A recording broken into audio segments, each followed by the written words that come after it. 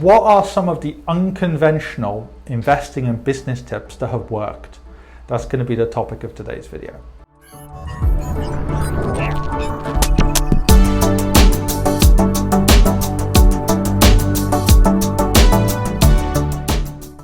So before introducing this topic, go over to adamfired.com, especially if you're an expat or a high net wealth individual.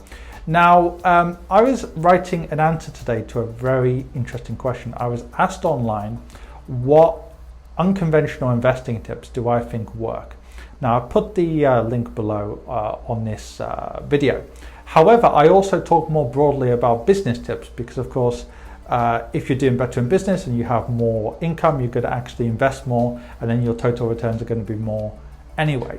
And one of the points I made in the answer below is that people who are a little bit dodgy, or firms that are a little bit dodgy, you can actually learn quite a lot from them. Now, let me give you an analogy. Take something like LinkedIn. Now, on LinkedIn, it used to be a CV kind of website almost. People would just go on LinkedIn and they would almost be like a digital CV. They didn't use it for networking or sales or whatever. But some of the first people that I noticed who use LinkedIn for business, for example, for marketing or sales or something business related, were quite frankly quite dodgy firms. In fact, even some scammers started to use LinkedIn early on. Now, what's interesting about that is then it became mainstream where almost everyone used LinkedIn for business, and now it's saturated, so it's very hard to use LinkedIn, and similar things have happened online. Now, what's interesting about this, I've noticed there's a 2 or 3 or 4 stage process.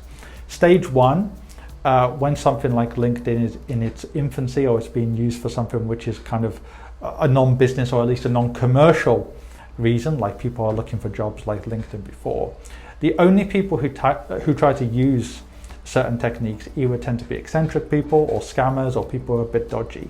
So all the legitimate people think, oh, I don't want to be associated with these people. These are all dodgy people.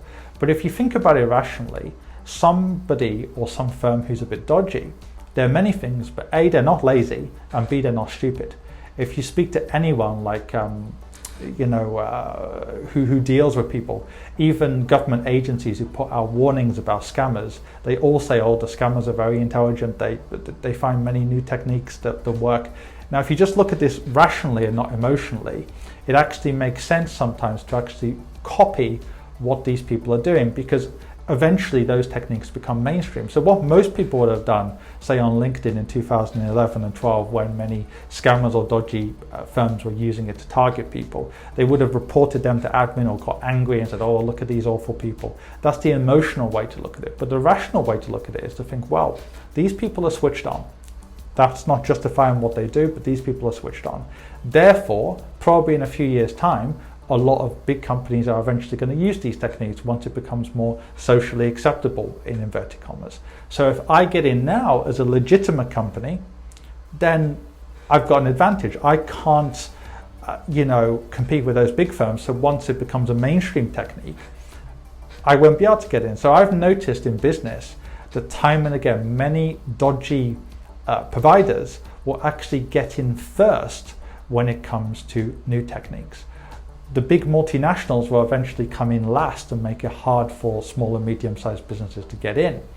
But if you can get in nearer the start, then actually that is much better. So I'll give you another example. If you see online, let's say there's a new social media that's going crazy, like the next TikTok, the next LinkedIn, the next Facebook, but it gets inundated with like really sleazy ads and scammy firms or whatever. The rational thing, though, is to say, okay, if these people are targeting this social media network, eventually this is going to become like the next LinkedIn or the next Facebook or whatever. We should actually be copying these people. We should be one of the first legitimate firms into the market. But what many people do is they think, oh, I don't want to be associated with them.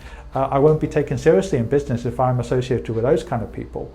But what they forget is it's a cycle often, as I said, often something that starts out that only eccentrics and scammers and dodgy people use it. Eventually it becomes mainstream. And then eventually it becomes even more than mainstream. It becomes so saturated that you can't get in the first place. So actually, one of the unconventional techniques that can work in business is to actually look at what a lot of these clued up, albeit unethical people are doing and copy it in quite a legitimate and ethical way. How can I help you? In two ways. First of all, are you an expat, a high net wealth individual, or just somebody who lives in a part of the world where it's difficult to get access to quality investment solutions? In which case, go onto my website on adamfayed.com and find out more. If you don't fit into any of those categories, then in which case there's a range of free material on my website, on this YouTube channel, and indeed on my Quora, where I get over 200 or have received over 231 million views in the last few years. And finally, if you want to actually read my thoughts in more detail, go onto Amazon and find my book on there.